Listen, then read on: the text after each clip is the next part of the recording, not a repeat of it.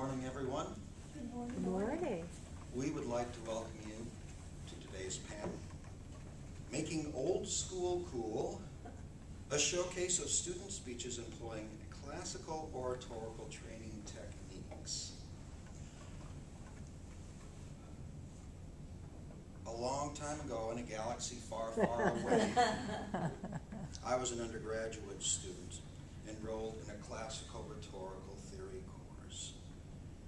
And my professor, at the very beginning of the class, at the very first day of class, said, you know, anything that you want to learn about public speaking, you can learn from the classical period, from the ancients.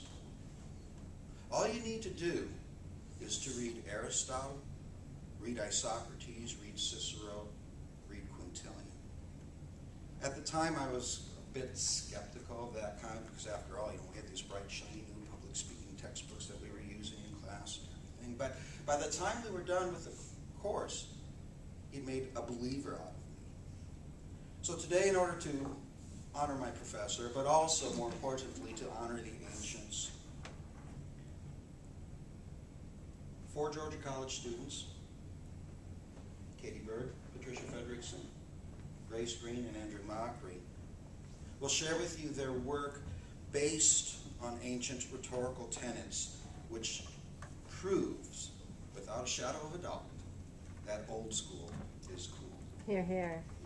I give you Katie Bird.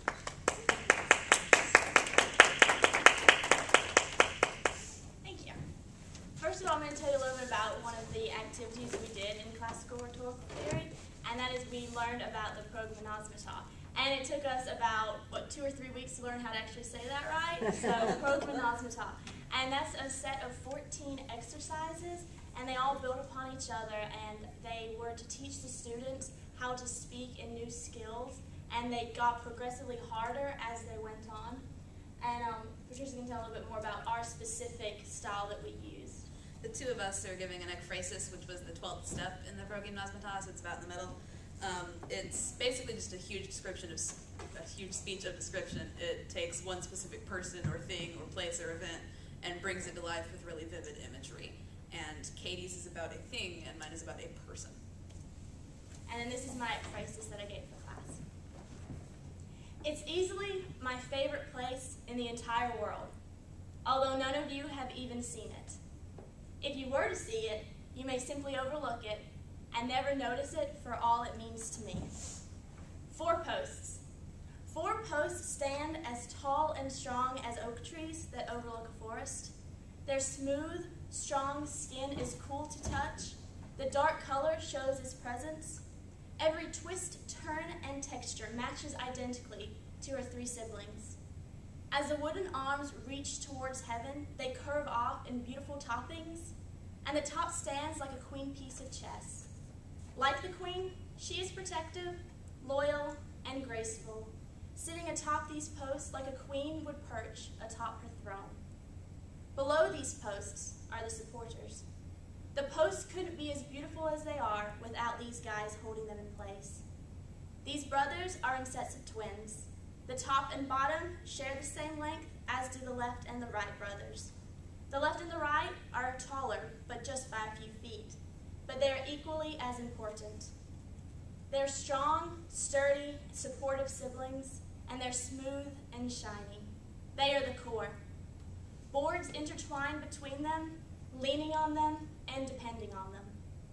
Atop these brothers, only a few feet high, is a huge, soft cloud that lays perfectly between them.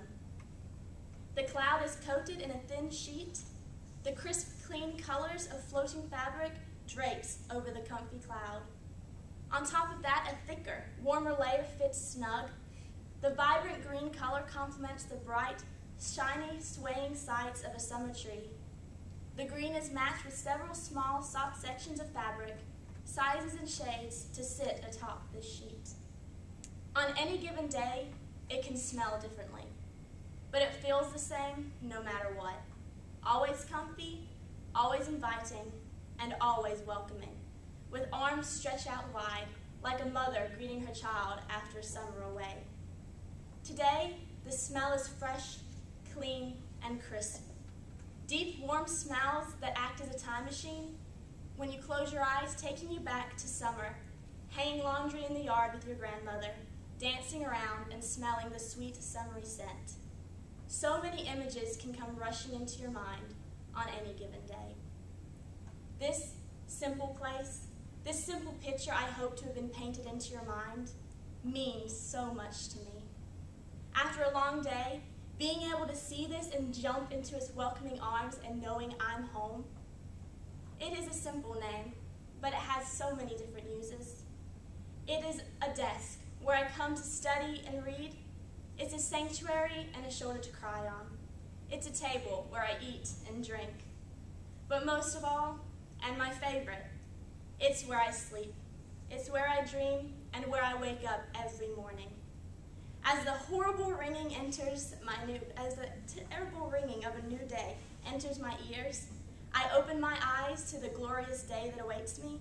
I reach over and turn off the alarm and decide my bed is just too good to leave. Thank you.